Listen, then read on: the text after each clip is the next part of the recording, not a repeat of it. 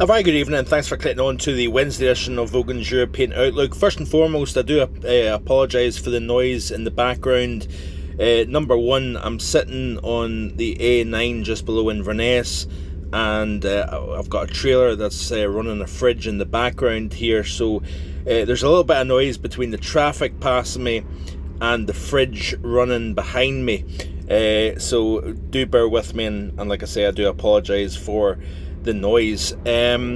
Looking first and foremost at the April temperature anomaly globally, of course we know that Europe has been very, very chilly thus far this month, and what I want to encourage you to do is actually look. I've just updated the European May outlook that was published a couple of days ago, but I've been doing some work on that in the last day or so, updating some of the interesting statistics, some of the record-breaking cold that we've seen, and there's quite a lot in that with regards to some of the fascinating facts and stats that have came out of this month. So do check that out. It's on marfoganweather.com, and if you want to look more at really how significant this month has been. But looking not just at Europe, but North America has been brutally cold this month as well. This will go down, I think, folks, as one of the coldest Aprils when you take into account the whole of North America. There's a large, and the majority of North America is seen blue here. We've seen particularly cold weather stretching from Texas up into the Great Lakes here, as you can probably just see here. But look at Greenland. Greenland has been very cold, and even looking across Asia and Eurasia as a whole, most of Africa arguably has been warmer than normal, but we've still seen a fairly large area of cold here across the southern interior of Africa.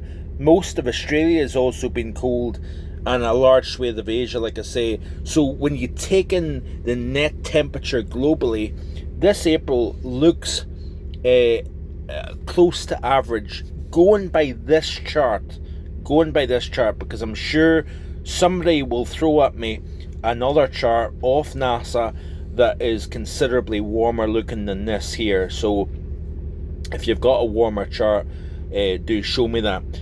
Interesting times to come. As we go into the month of May, you say to yourself, are we going to pull out of this chilly rut that we've had over the last month or so here? I actually think we're going to have a fairly cool May.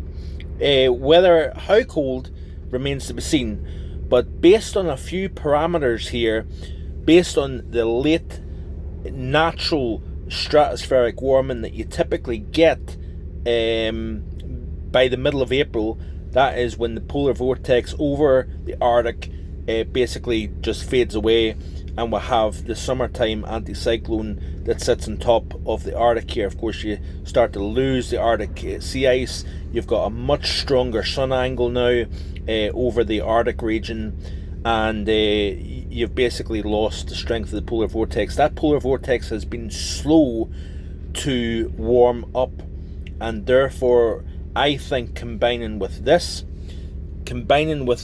Madden-Julian oscillation, this is the MJO, the further out in this chart that you have, the further out that you see these lines, the stronger the MJO is.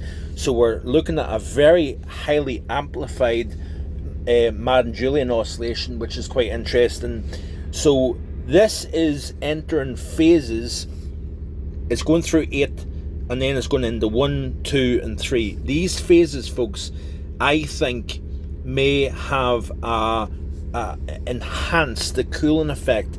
This is what it looks like globally here. So you've got strong sinking over Asia, over the continental maritime region, into the central and West Pacific. You've got a strong upward motion over Africa. That eventually starts to spread out, as you can see here with time, into the Indian Ocean. And folks, that may have an influence on the NAO here. And the Arctic Oscillation and North Atlantic Oscillation, as you can see, is negative. I think it may try to hold that negative theme as we go forward here. This is the Arctic Oscillation. Then here's the North Atlantic Oscillation. You can see it firmly negative at the moment here. And I think it's going to have a hard time getting back towards neutral, based on the late warming of the stratosphere, based also on the Madden-Julian Oscillation being strong and in the favourable phases, if you will, for continued chilly weather. Looking at the CFSV2 here, so this is week 1, firmly below normal across the majority of Europe, with the exceptions of central and south eastern parts of Europe here. So Italy, south central and southeastern parts of Europe, warmer than normal here, but very, very chilly across the top, as you can see here. Week 2, still below normal. Maybe a little bit of warmth trying to push its way northwards into the southern fringes of the British Isles, but still firmly below normal for the majority here of the north. Even week 3, you notice here that there's a kind of lag effect of this chill. We're not flipping around back to a firmly warm pattern, as you would expect, by the way, for this time frame, 12th through the 19th of May, and then potentially we start to try and pull things out. But this is taking us out to the very end of May, and you can still see that we're struggling to warm up. So folks, I think we've got a fairly chilly May ahead. Precipitation wise, it's hard to say, but we've got cool water surrounding the British Isles. Even if we get this return of Atlantic weather once again, which has been absent for the last 4 weeks, but there is signs that it's going to come back, this cold water may keep us struggling to warm up, if you will. But do check out the monthly outlook for May on the website. There is plenty of information on that, and also with regards to the May idea as well. That's it for tonight. Hope you have a great day, and I'll be back in the next couple of days with more. Bye for now.